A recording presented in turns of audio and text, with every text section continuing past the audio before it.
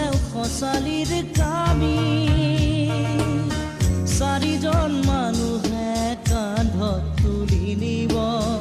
চাৰিজন মানুহে কান্ধত তুলি নিব নৈৰ ঘাটত